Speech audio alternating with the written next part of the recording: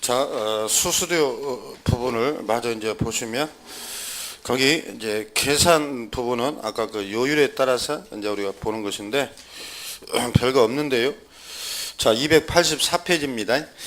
거기 맨 밑에 하단에 보면 보수의 계산이 나오는데, 자, 중개 보수는 거래 금액, 이제 일단 당사자가 얼마에 거래를 했는가 그 금액에다가 요율을 곱하여 산출된 금액으로 하되, 한도액이 있는 주택의 경우 산출액이 한도액을 초과할 때는 한도액 범위 내에서만 받을 수 있다라고 되어 있어요.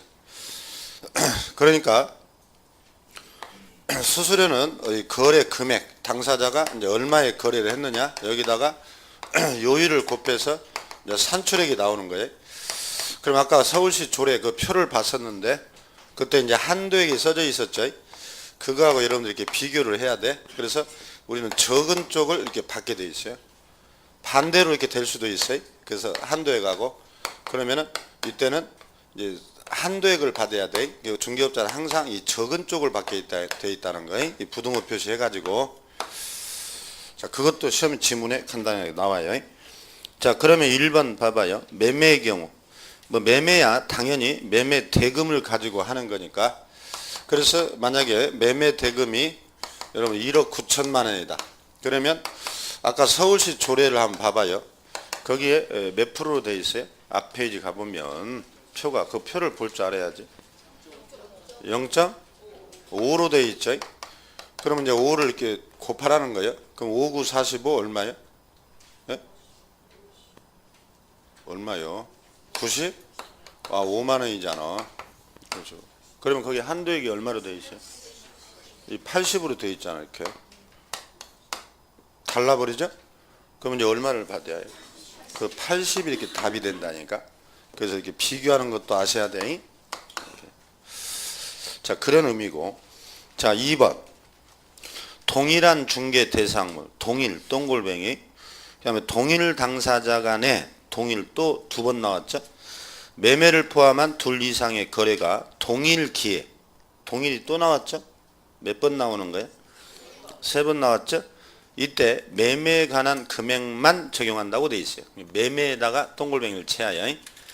동일이 3번 나와야 돼. 그 문장은. 자, 이제 이런 경우에요. 갑이라는 사람이 있는데, 갑이 이자가 단독주택을 가지고 있는데 이게 이제 5억짜리예요.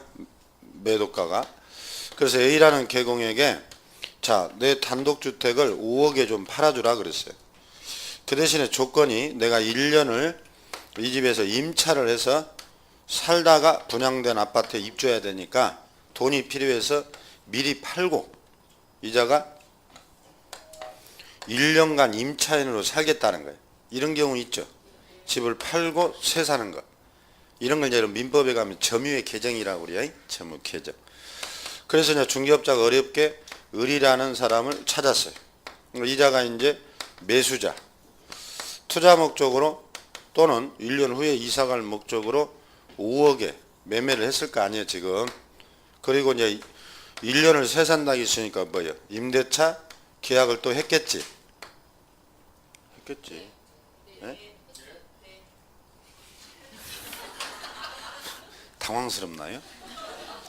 저 사례를 잘 기억을 해야지, 지금. 그 매매도 쓰고 임대차도. 보증금을 2억을 쳐줬다고 봐요. 왜냐면 임대차 하려면 보증금 잡아놔야지. 임대인이니까. 그럼 5억에 쓰고 3억만 주고 2억은 나갈 때 주면 되지. 그러니까 이런 식으로 계약이 흔히 일어난다니까. 그럼 봐봐요. 동일 중개 대상물. 동일 나왔지. 동일 당사자 간 나왔죠. 동일 기회에 매매와 임대차 두 개의 계약을 썼잖아. 그럼 뭔만 받으라? 매매만 받으라고 되어 있고 임대차는 못 받게 되어 있다니까. 지금 그런 사례예요. 아시겠어요? 그럼 5억이면 몇 프로예요? 요율이? 또 그 표를 볼 줄 알아야지. 애울 필요는 없지만 그 표를 주어서 문제를 내는 경우도 있어. 빨리 봐야 1분 내에 풀지. 몇 프로예요? 0.4죠? 그럼 4, 5, 20, 200만. 거기에는 한도액이 있어 없어요? 한도액이 없잖아. 그러니까 산출된 금액 전부를 받는다는 거죠. 그래서 쌍방한테 각각 받으니까 다 200만 원이야. 이게. 그럼 임대차는 2억이면 계산만 해보면 거기 몇 프로예요? 임대차는 2억이면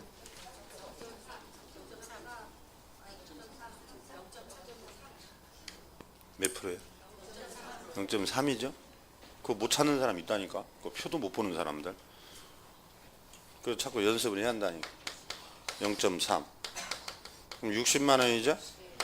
근데 이 임대차의 수수료는 받을 수 없다는 것이 그 2번 얘기야. 그럼 만약에 매수자가 이 집을 사서 이번엔 다른 사안으로 임대차는 병에게 했어요. 새로운 임차예요. 이게 투자 목적으로 샀다가 이자가 바로 임대차를 했어요. 그 이자가 이제 2억에 임대차를 했어요. 그러면 이제 동일 당사자가 깨져버렸죠. 그럼 이런 경우는 이제 어떨 거냐? 당연히 이제 문제가 나오겠지. 그래서 매도자로부터는 200만 원. 매도자 아까 수수료 200이었죠? 예? 임차인에게는 뭐예요? 60만 원을 받는 건 당연하지 이제. 그럼 여기서 포인트는 이제 을이죠. 그럼 매수했을 때 200에다가 임대차에 또 60만 원을 또 받을 수 있느냐? 이게 이제 문제지. 우리 법에서는 아무 말이 없죠. 그럼 당연히 받을 수 있다는 거야. 계산 문제로 나온다고. 자, 그 다음에 3번. 이제 판례에 의하면 이번에는 분양권입니다. 그럼 분양권은 어떻게 수수료를 계산하냐? 그런 얘기인데, 거기 두 번째 줄에 중개 보수를 계산할 때 분양권 매매 당시 거래 금액, 이 거래 금액은 거기다 출제하여 기납입금에다가 프리미엄을 뭐요? 합산한 금액을 우리가 거래 금액이라고 그래요.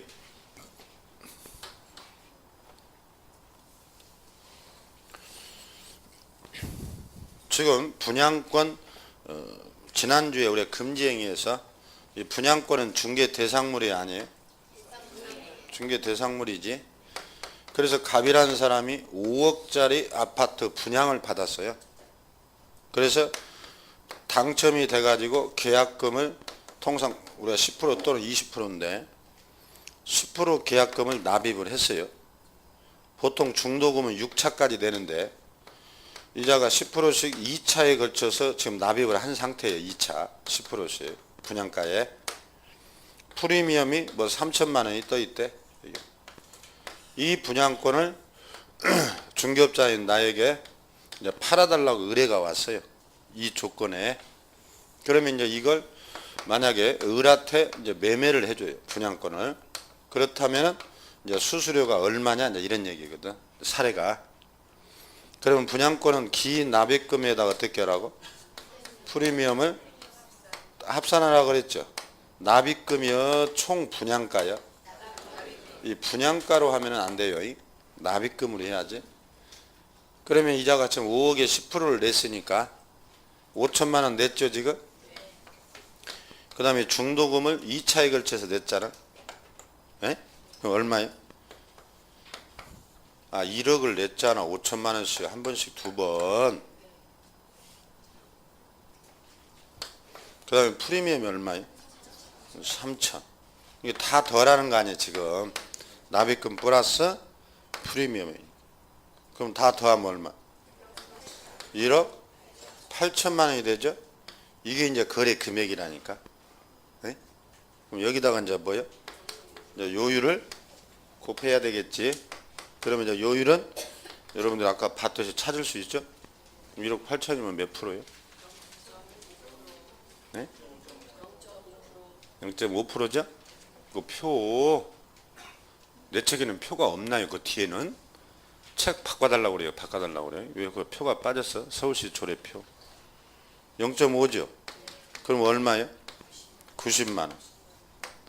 그럼 한도액이 있어 없어? 그 표를 보라니까 한도액. 80이죠? 또 이런 경우가 발생하네. 그럼 얼마를 받아야? 80이 수수료예요. 이게 답이지. 그래서 1번 막 90만 원, 2번 80만 원. 이렇게 막 나온다니까 문제가. 그래서 비교를 할 줄 알아야 돼요. 이게 이제 분양권의 계산. 그럼 만약에 이 분양권이 아파트가 아니라 상가였네. 상가 분양권이었네. 또는 토지 분양권이었네. 그럼 어떻게 될까 요율이? 네? 아까 주택 외로 들어가잖아. 그럼 주택 외는 다 뭐야? 0.9가 되겠죠? 아파트 분양권하고 상가 분양권 또 틀려 이게. 자, 그런 얘기. 자, 그 다음에 2번에 1번 이제 교환이 나오죠. 교환은 별건 아닌데 거래 금액이 큰 가액에다가 줄치면 돼요. 큰 가액. 단독주택 5억짜리하고 만약에 아파트를 7억짜리를 서로 이렇게 교환을 해요. 이제 교환이라는 이런 민법에서 할 텐데 소유권을 맞바꾸는 거예요. 그러면 우리는 5억짜리와 7억짜리를 바꾸면 거기에 보면 뭘로 받아라? 큰 가액이니까 우리가 7억으로 계산하는 거예요. 큰 가액 5억으로 하는 게 아니라.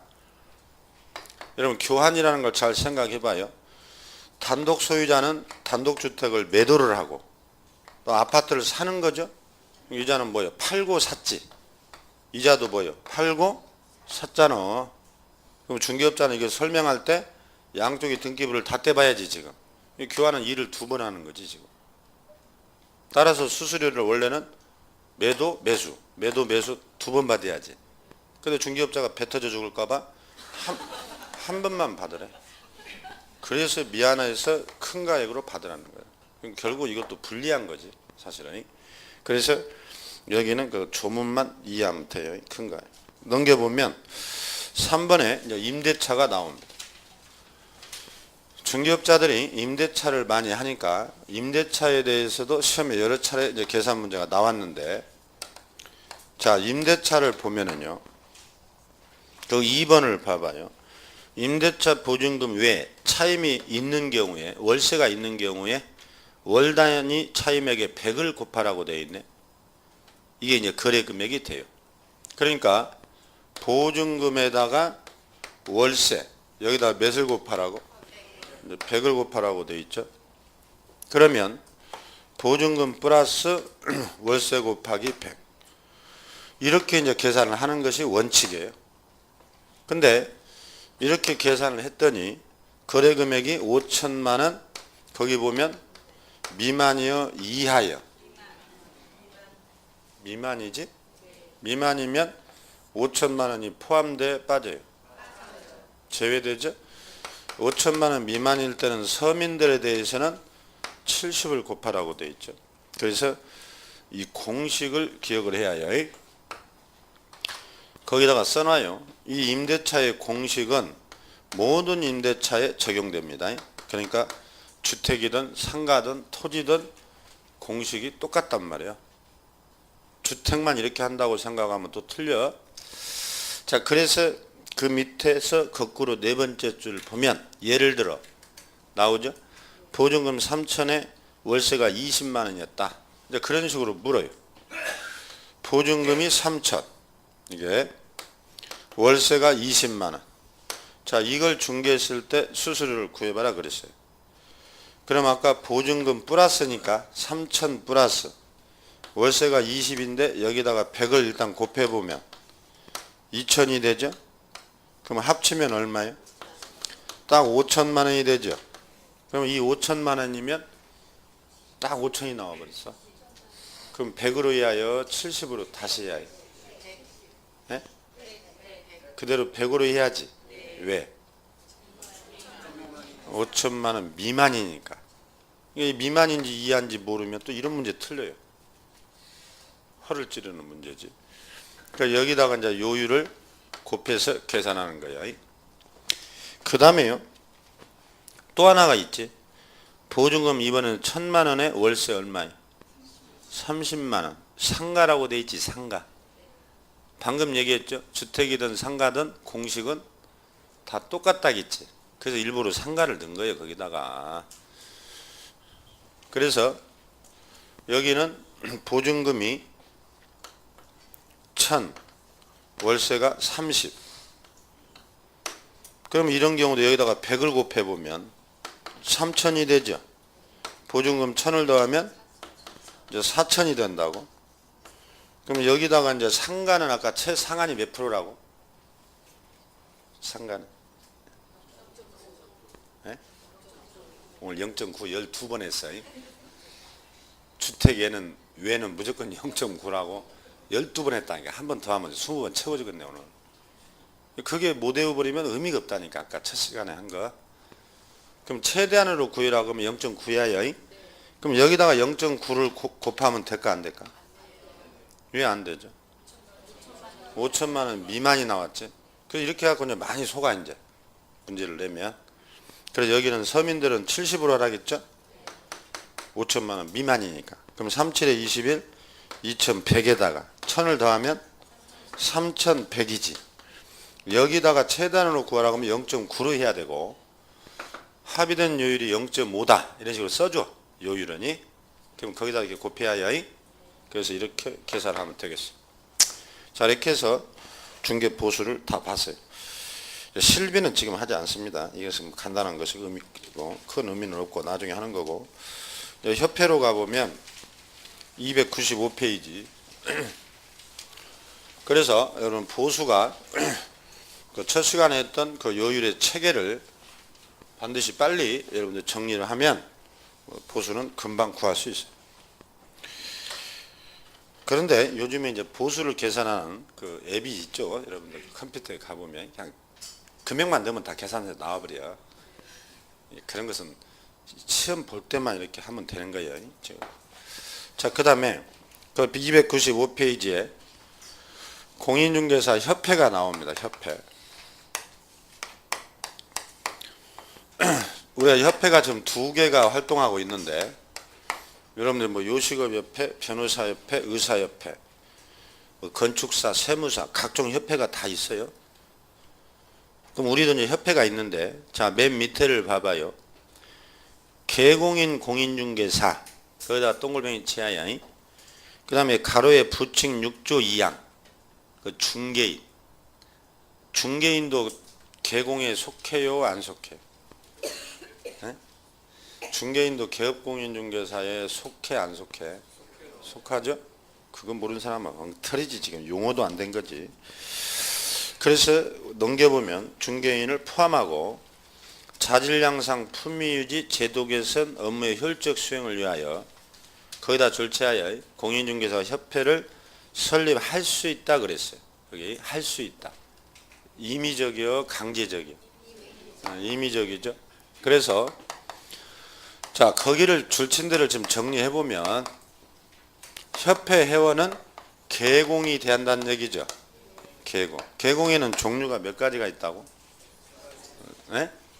개공에는 종류가 몇 가지? 세 가지지? 그 정도는 알고 있지? 뭐뭐요? 세 가지? 뭐뭐? 아니 여기 말이요. 거기는 잘하잖아. 지난주 얘기했잖아. 이런 걸 모르면 다 문제 틀린다니까. 개공은 세 가지라니까. 법인, 공인중개사, 중개인. 기초. 그래서 개공이 회원이 돼야지 공인중개사는 회원이 될 수 있어 없어요? 없다는 얘기지. 아까 동글뱅이 쳤잖아. 그래서 용어가 안 되면 계속 문제를 틀리고 다녀. 자, 그래서 그 2번 봐봐요. 개공들의 단체라고 돼 있지. 목차가. 그러면 세 번째 줄 봐봐요. 등록하지 않은 공인중개사나 소공은 회원이 될 수 없다 해서 아까 개공에 동글뱅이를 치고 온 거야 앞에서. 그 다음에 3번 아까 설립하여야 한다 할 수 있다. 그래서 임의 설립이라고 그래요. 그러니까 협회 설립 안 해도 되고. 복수 설립 지금 현재 2개가 활동하고 있다고 그랬죠. 그래서 복수 설립 몇 개든 설립할 수 있고. 가입 임의주의 여러분들이 중개업자가 되더라도 협회 회원은 강제성이 없어요. 그 임의적인 거예요. 그러니까 여러분들 회원에 가입을 안 해도 상관이 없다. 그 목차만 기억하면 돼요. 2번으로 내려오면 협회의 특징. 자, 1번을 봐봐요. 협회는 자연이냐 법이냐. 법인으로 한다. 줄치면 되고. 오른쪽 페이지 맨 위에를 보면 자, 협회의 사단법인의 성격을 명확하게 하고 있다. 사단법인이요, 재단법인이요? 사단법인. 4번 세 번째 줄. 영리를 목적으로 하는 상법상 법인이 아닌 뭐다? 비영리 법인. 다 민법이잖아.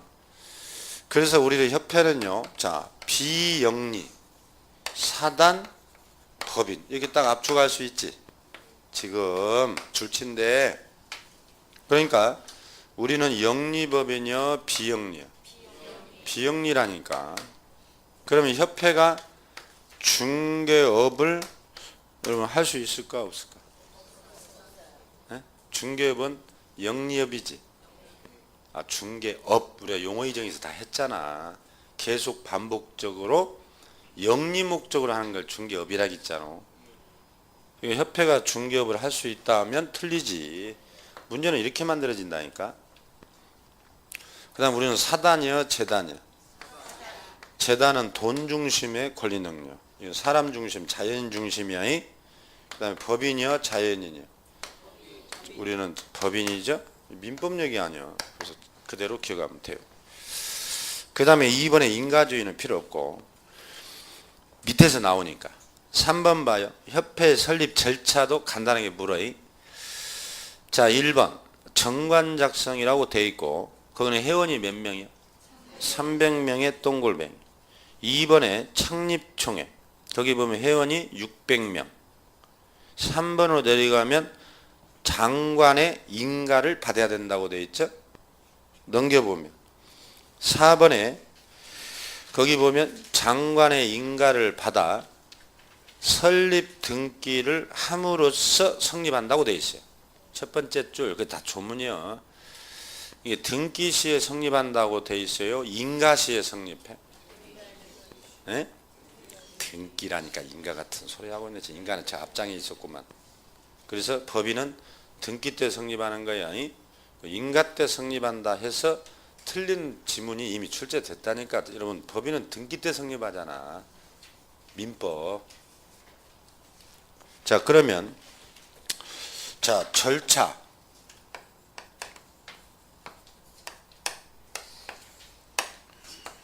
지금 첫 번째가 정관 작성이라고 나와요. 이게 여러분 순서를 물어요. 정관 작성은 회원이 몇 명이 모이라고? 300명 이상이 모여서 여러분 그들의 사업 목적이나 그 임원진들을 구성하는 이 준비 단계를 우리가 정관 작성이라고 그래요. 뭐 이런 건 안 물어봐. 이러면 시험에 그냥 한 300명 정도 모인다. 뭐 그 정도 기억을 해야 되고. 그래서 이제 기초에서 사업 목적, 아까 목적이 아까 줄을 아까 읽어봤는데 자질량상 품위유지 막 써졌었지. 그 앞페이지 맨 밑에. 그래서 제도 개선 그런 것들이 일종의 목적이라니까. 그리고 이제 임원진을 구성하고 집기류를 사오고 이런 걸 정관 작성 준비 단계라고 그래요. 참고로 법인을 설립할 때. 그러면 정관을 작성했으면 우리는 사업 목적을 이렇게 한다 해서 이 정관을 의결하는 단계가 우리가 창립총회라고 그래요. 그래서 그 2단계가 창립총회지? 책 봐봐. 창립총회.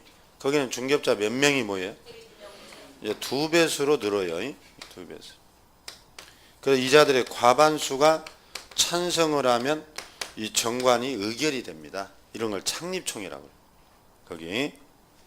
그러면 창립총회에서 600명을 모을 때 거기 서울에서 몇 명으로 되어 있어요? 100명 이상을 모으고 광역시 및 도에서 각 20명.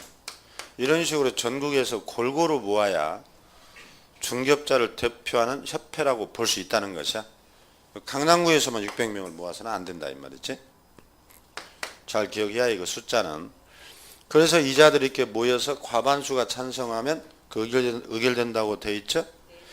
그럼 이제 의결된 정관을 들고 이제 인가받으러 간다고 그랬잖아 아까. 누구한테? 그 장관이라고 써 있잖아. 장관에게 인가를 받아. 그래서 인가서를 가지고 이제 등기하러 가는 거지.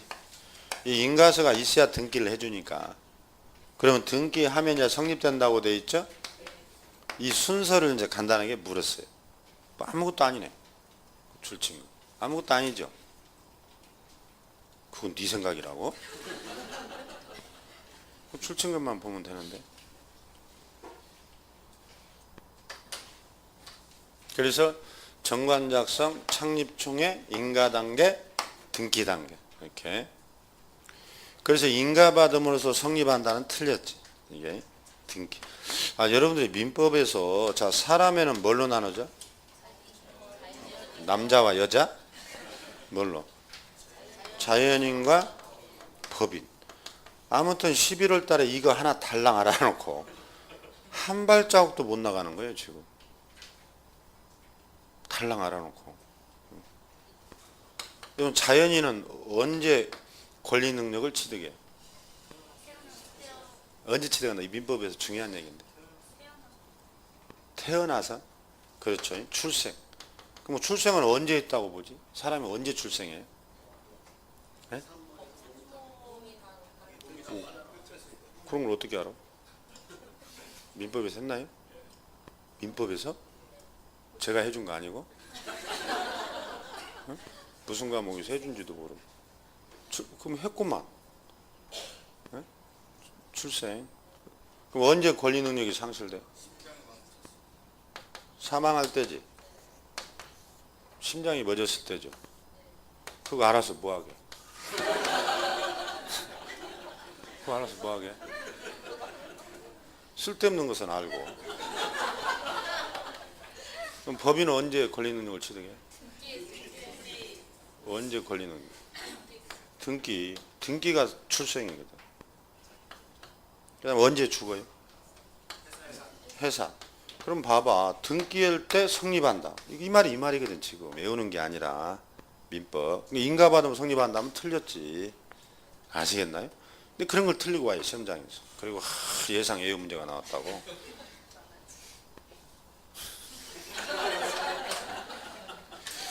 이게 이제 법학의 기본입니다. 이게 권리 능력을 취득하는 생존 시기예요. 법학의 민법의 기초. 이게 법인은 이 시기가 생존 시기예요. 그래서 여러분들이 물권법에 가면 총유, 합유 이런 거 했나요? 뭐 다 했네. 공동소유. 총유. 총유는 누가 가지고 있는 재산을 총유라고 그러지? 대표적으로. 총. 그렇죠. 동창회나 교회, 교회 재산. 마을 불황민들이 공동으로 소유하는 것들. 그 총유라고 그러지. 그 권리 능력 없는 사단이라고 그러지. 들어봤나요? 등기가 안 됐다는 거예요. 권리 능력 없는 사단. 등기가 안 됐다. 등기가 되면 권리 능력 취득했지. 그게 그 말인데.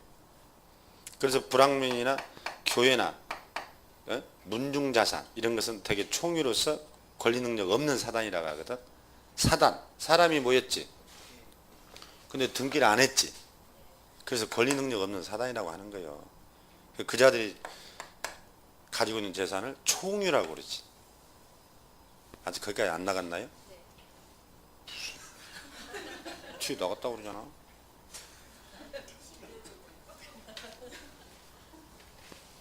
여러분 그렇게 연결된 게 법은 외우는 게 아니라 이 논리예요 이게. 이게 가장 중요한 얘기거든 사실은. 근데 무슨 심장이 멎었다 이런 건 한 필요 없죠 여러분. 그런 건 팍 머리에 꽂혀 있고 여기서는 응용이 안 돼 버리고 그럼 의미가 없지. 출생은 여러분 법학에서는 굉장히 중요해요 사실은.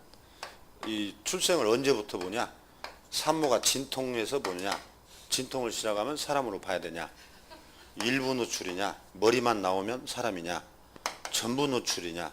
이게 이제 민법에 나와요. 이게 이제 통설 판례거든. 완전히 모체로부터 분리돼야 돼. 그걸 이제 우리가 사람이라고. 아시겠어요? 한 것처럼 하더만 아까. 사망. 눈을 까봤을 때냐? 심장이 정지됐을 때냐? 뇌사슬. 뇌가 죽었을 때냐? 들어봤지? 네?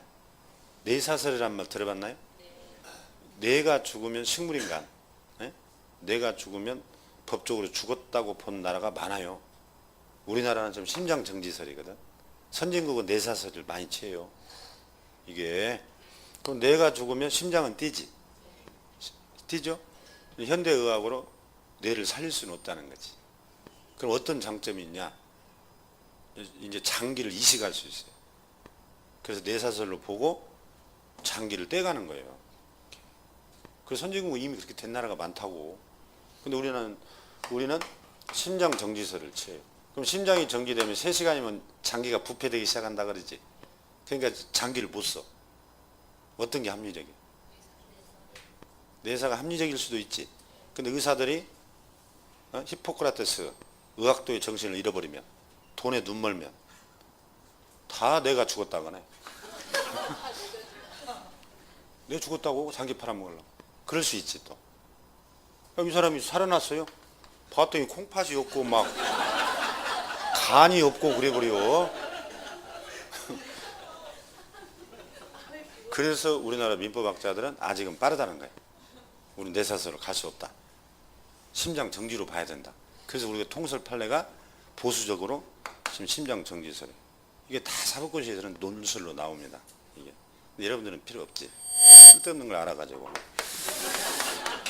이게 이제 민법 얘기인데 뭐 여러분들하고는 필요 없고.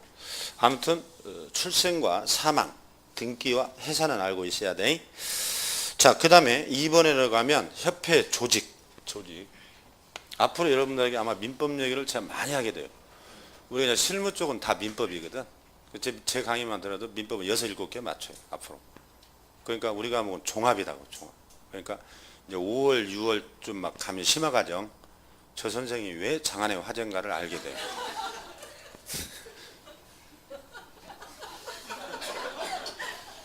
구역질 난다고? 왜 유명한가를 알게 되는데. 자, 보세요. 지금은 기초를 알아야 해요. 기초를. 여러분 개념이 안 잡히니까 자꾸 이렇게 문제가 안 풀리는 거예요. 법은 개념법학이라고 그래요. 용어가 정확하게 파악이 돼야 그 다음 내용이 연결되거든요. 이렇게.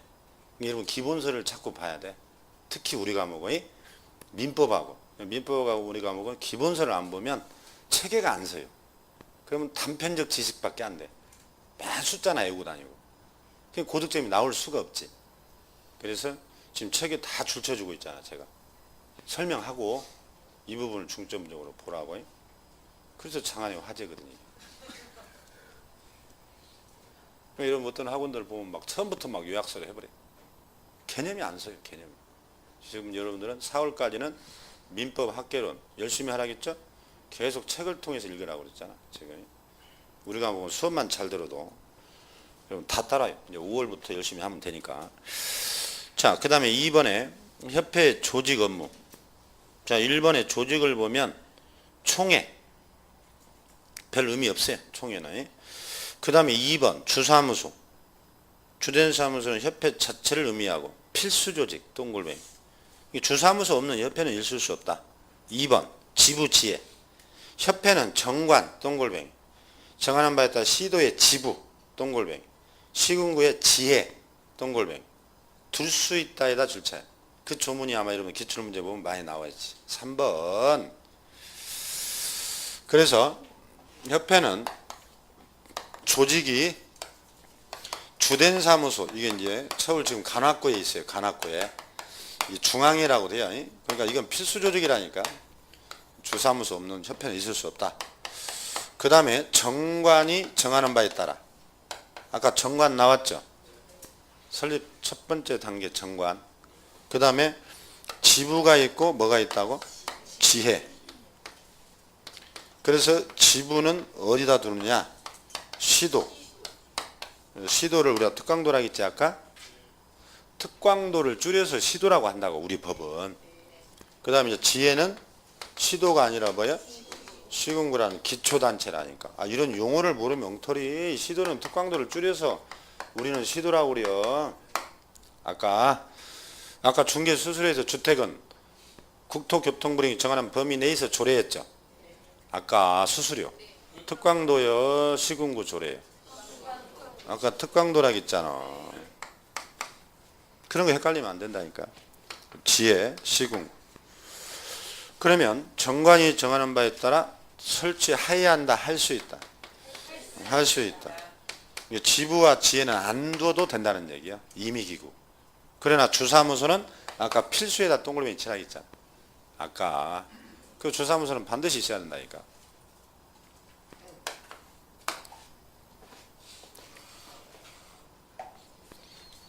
이해됐죠? 그 다음에 지부 지혜를 설치한 때는 시도에, 지혜는 등록관청에 신고해라. 등록관청이 시군구지.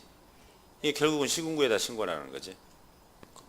그 3번에 2번 신고. 그런 것이 조문이에요. 이제.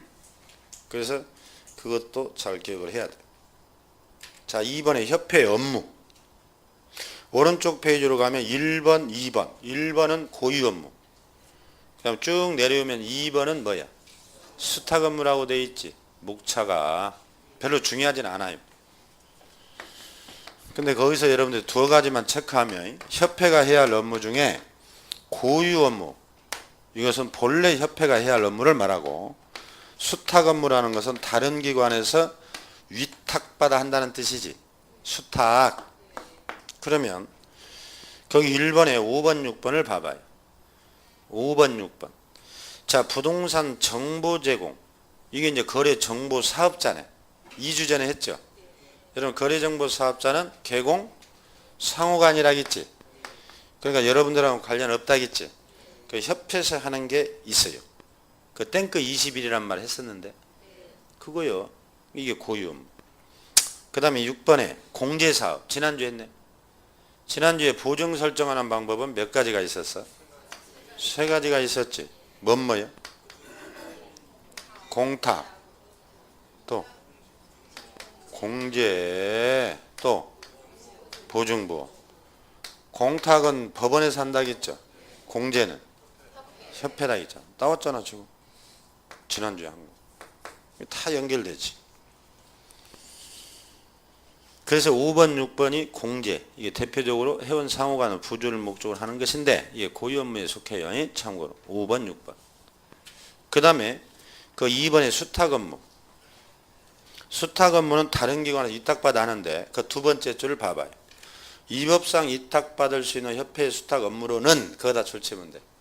시도지사로부터 위탁받을 수 있는 교육. 이 교육은 바로 이어서 나오고, 시험 시행기관장으로부터 위탁받아 시험 시행할 수 있다. 이건 기억나죠? 우리가 시험을 원래 시도지사가 시행한다겠지. 그때 협회에서 시험을 시행할 수 있다는 얘기 했었죠. 그 협회가 시행하면 유리하다겠어, 불리하다겠어. 그런 얘기 했었잖아. 그거잖아. 그러니까 지금 수탁 업무의 대표는 교육 업무하고 시험 시행이라니까. 이게 이제 수탁. 지금 현재는 산업인력관리공단에서 하고 있는데 협회에서도 위탁받아 시행할 수 있다 해서 줄만 치는 거예요. 뭐 그렇게 썩 중요한 건 아니고. 그래서 협회가 그 업무는 자기 업무가 아니라는 뜻이에요. 그걸 우리가 수탁 업무라고 그래요. 그래서 옛날에 다음 중 고유 업무와 수탁 업무를 섞어놓고 수탁 업무를 찾아봐라. 뭐 이런 식으로 한 번 나온 적이 있어요. 저는. 그래서 거기서는 수탁 업무 쪽을 주의를 좀 합니다. 자, 이제 협회에 대한 지도 감독. 넘겨보세요. 넘겨보면 자, 2번을 봐요. 협회에 대한 감독권자는 오직 장관뿐이다. 그거다 줄자. 협회 지부 지혜도 마찬가지. 그러니까 여러분들이 협회가 나오면 무조건 장관이야. 장관. 협회도 한 문제가 나오니까 지금 줄을 잘 채야요. 제 뒤에 사람들. 지금 늦게 왔으니까 빨리빨리 따라잡아야지. 지금 어리버리 해놓잖아요. 금방 가버려 시간 이제. 이제 5월 더 가면 이제 2차 포기해버려 이제 1차만 한다고.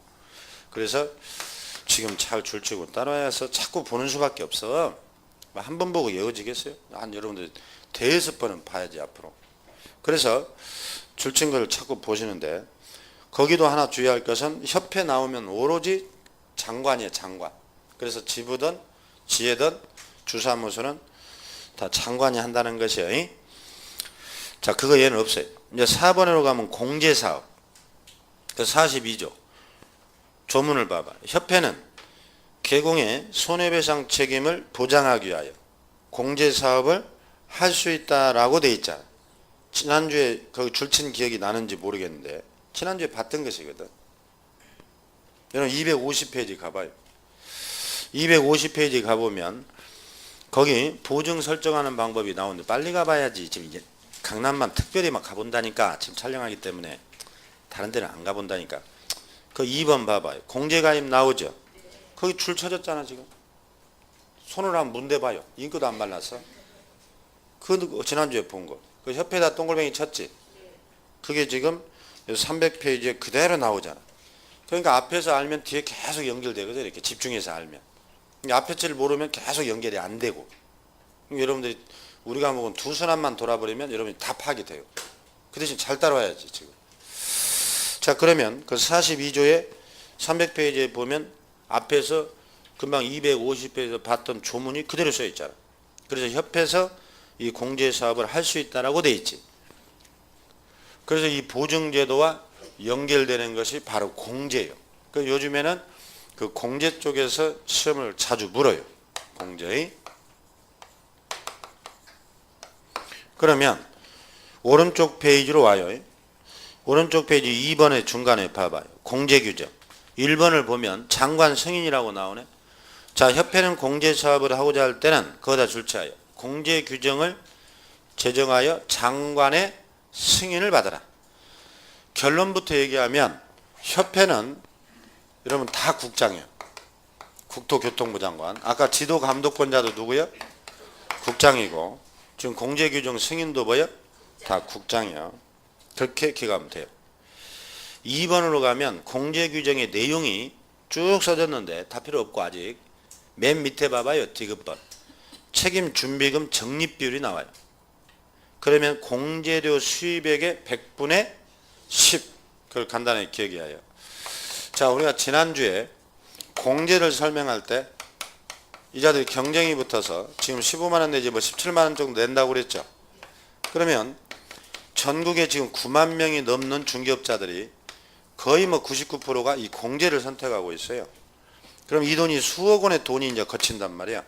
이 공제 돈이. 그러면 이 돈은 협회가 쓰라는 돈이 아니겠지. 그래서 이 돈을 걷어서 모았다가 피해자가 지난주에 한 거 손해배상 청구하러 오면 이 공제료에서 돈을 줘야 되거든. 공제료. 근데 전에 여러분들이랑 몇 년 전에 신문에 많이 나왔어. 협회의 공제는 유명무실하다. 제대로 피해자 구제가 거의 안 된다. 거둔 돈을 여기저기 방만하게 다 써버리라는 거예요. 그리고 돈 없다고 그래요. 피해자 오면. 나중에 걷어서 주겠다고. 그러니까 이 공제에 대한 문제가 많이 화두가 돼서 한때. 그래서 이것들 안 되겠다 해서 이 공제에 대한 내용들을 매우 규제를 강화해서 이제 법이 바뀌기 시작해요. 그래서 그 부분이 시험에서 많이 나올 수밖에 없는 거예요, 요즘에. 그러면 첫 번째로 규제사항의 대표적인 게 맨 밑에 디귿번이 뭐라고? 책임 준비금. 그러니까 너희들이 거둔 돈의 최소한의 10% 이상을 항상 준비하고 있으라는 거야, 대기. 그래서 피해자가 오면 얼른 돈 주라는 거야. 시중은행으로 말하면 지급준비율이라고. 지급준비. 고객의 예탁금의 일정 부분을 항상 현금으로 은행이 대기하고 있지. 아, 언제 돈 찾을 줄 모르니까 손님이. 그와 마찬가지예요. 그걸 책임준비금이라고 그래요. 자, 넘겨보면 3번에 또 회계도 별도 관리해라. 줄지하여. 그래서 회계도 방만하게 했기 때문에 또 강화시켜놨어. 그 다음에 4번에 보면 4번에 2번을 3번에 맨 위에 별도 회계관리하고 그 다음에 책임준비금 방금 10% 이상을 다른 용도로 전용하고자 할 때 전용. 부득이 이제 돈이 없어서 다른 데 쓰고 싶어. 그러면 또 누구의 승인을? 또 장관의 승인받고 써야 해요. 지금 다 장관이지. 그런 걸 잘 주의하여. 그 다음에 4번. 4번에 2번만 보면 협회는 매 회계연도 종료 후 3개월 그거다 줄지. 3개월 이내에 공시하라고 되어 있네. 결산 보고요. 올해 총 얼마를 걷어서 손해배상으로 얼마가 지급됐는지 결산 보고 하라는 거야. 3개월 이내. 그 줄친 것을 봐야 돼 지금. 그 다음에 이제 그 밑에 2번으로 내려오면 이제 공제사업에 대한 운영위원회가 나와요. 이게 또 강화된 거야 최근에. 그래서 이번에 작년에 시험에 나왔지. 박스 문제 나온다 했었거든. 들어온 지가 3년이 됐는데 나올 때가 됐었지. 그러면 1번 봐봐요. 공제사업에 관한 사항을 심의 감독하기 위하여 거다 줄치하여 협회 운영위원회를 둔다에다 동그라미 둔다. 어디다 둔다고? 에? 협회라니까 협회. 또 그것을 국토교통부에 둔다. 이런 식으로 내면 또 틀려? 그러니까 여러분 줄친대를 몇 번씩 봐야 돼. 아마 여러분들 우리 시험 문제는 앞으로 모의고사 같은 거 보다 보면 거의 답 같아. 이게 막 성격이 실떡벌떡한 사람들은 못 찾아내. 침착하지 못하고 다 답 같거든. 그러니까 정확하게 지금 줄친대를 봐야 되는데 뭐 스마트폰 할 것 다 하고 뭐 옆 사람 볼 것 다 보고 얘기할 것 다 하고 그리고 줄만 치고 안 풀려요 문제.